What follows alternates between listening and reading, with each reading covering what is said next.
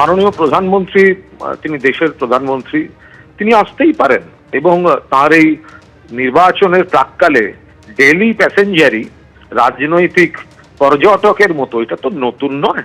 এটা আগেও হয়েছে 2021 সালে আবকি বার 200 পার, 2024 সালে পশ্চিমবঙ্গ থেকে নাকি আরো বেশি সংখ্যক বিজেপি সাংসদ জিতবে। তো সবই উল্টো হয়েছে। প্রধানমন্ত্রী, স্বরাষ্ট্রমন্ত্রী, তাদের যে নেতারাই ডেলি প্যাসেঞ্জারি করতে ভোটের সময় আসুন, বাংলার মানুষ জানেন এরা বাংলার অধিকারের টাকা দেয় না, বৈষম্য করে, প্রতিহিংসা দেখায়, বাংলা ভাষাকে ঘৃণা করে, বাংলার মনীষীদের অপমান করে, বাংলা ভাষীদের অন্য রাজ্যে পিটিয়ে মারে বা বাংলাদেশে পাঠিয়ে দেয়।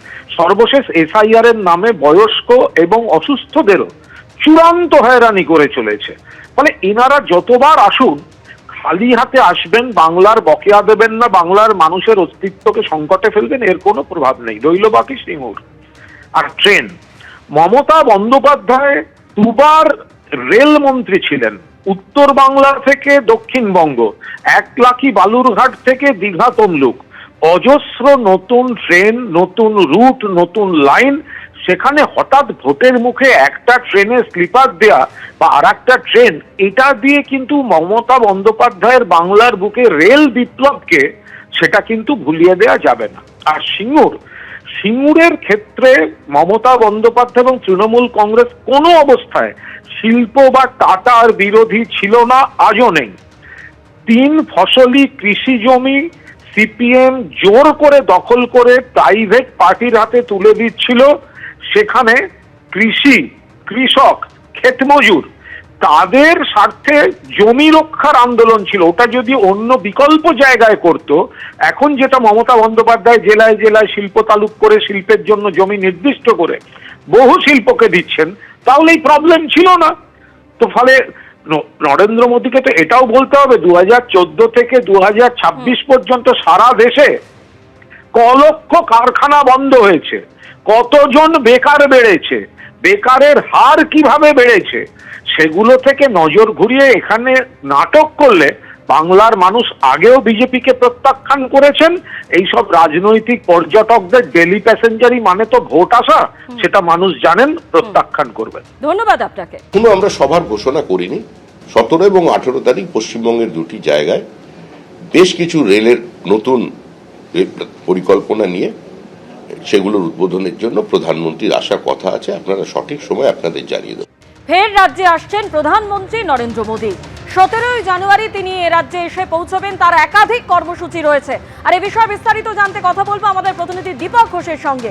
দীপক, 17 জানুয়ারি প্রধানমন্ত্রী নরেন্দ্র মোদী তিনি এ রাজ্যে আসবেন, তার একাধিক কর্মসূচি রয়েছে, সেই কর্মসূচি সম্পর্কে কি জানতে পারছো?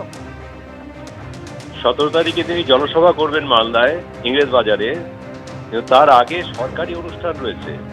অমৃত ভারত রেল প্রকল্পের আওতায় মালদা রেলওয়ে স্টেশনকে নতুন করে সাজিয়ে তোলা হয়েছে, অত্যাধুনিকভাবে সাজিয়ে তোলা হয়েছে। সেই নতুন স্টেশনের উদ্বোধন করবেন প্রধানমন্ত্রী এবং সেই সঙ্গে সেই নতুন স্টেশন থেকেই সূচনা করবেন ভারতের প্রথম বন্দে ভারত স্লিপার এক্সপ্রেসের। সেই ট্রেনের উদ্বোধন করবেন সেই দিন।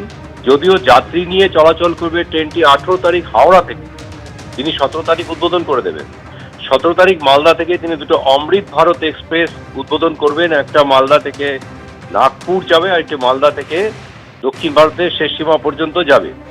এখন 18 তারিখে তিনি পরের দিন আবার চলে আসছেন হাওড়াতে, সেখানে সভা করতে। হুগলিতে সভা করবেন তিনি, হাওড়াতে নয়, হুগলিতে সভা করবেন তিনি। হুগলির সিঙ্গুরে জনসভা করবেন। তার আগে সরকারি অনুষ্ঠান বলতে হুগলি থেকে পুরুলিয়া পর্যন্ত একটা লোকাল ট্রেনের উদ্বোধন করবেন, তারপরে তিনি জনসভা করবেন। বিজেপির তরফ থেকে যেটা বলা হচ্ছে যে তারা এই নির্বাচনে বিশেষভাবে তুলে ধরতে চাইছেন রাজ্যের শিল্প পরিস্থিতির অবস্থা। দীর্ঘদিন ধরে বিরোধীরা অভিযোগ করে গত 15 বছরে না এসেছে বিনিয়োগ, না হয়েছে কর্মসংস্থান। সুতরাং সিঙ্গুর একটা প্রতীকী। সিঙ্গুরে যেটা বিরোধীরা অভিযোগ করে সেটা হচ্ছে একটা শিল্পের অপমৃত্যু হয়েছে সেখানে, এবং তারপর থেকে পশ্চিমবঙ্গ কার্যত বিনিয়োগ শূন্য হয়ে গেছে। কর্মসংস্থানের প্রশ্নে বড়সড় একটা খাত প্রশ্নচিহ্ন তৈরি হয়েছে। এই জায়গায় দাঁড়িয়ে সিঙ্গুরকে বেছে নিচ্ছে বিজেপি এবং সেখানেই প্রধানমন্ত্রীকে দিয়ে তারা সভা করবেন সিদ্ধান্ত হয়েছে। আজকে বিজেপি রাজ্য সভাপতি শ্রমিক ভট্টাচার্য নিজে দাবি করেছেন যে দিন কয়েক আগে চিন্তে গিয়েছিলেন, তখন কেন্দ্রীয় স্বরাষ্ট্রমন্ত্রী তাকে ডেকে নিয়েছিলেন এবং বর্তমান শিল্প পরিস্থিতি এবং ভবিষ্যতে কি করা যেতে পারে তা নিয়ে দীর্ঘ আলোচনাও হয়েছে তার সঙ্গে। অর্থাৎ তিনি বলছেন যে কেন্দ্রীয় নেতৃত্ব রাজ্যের শিল্প পরিস্থিতি নিয়ে উদ্বিগ্ন এবং তারা কিছু করতে চাইছেন রাজ্যের জন্য।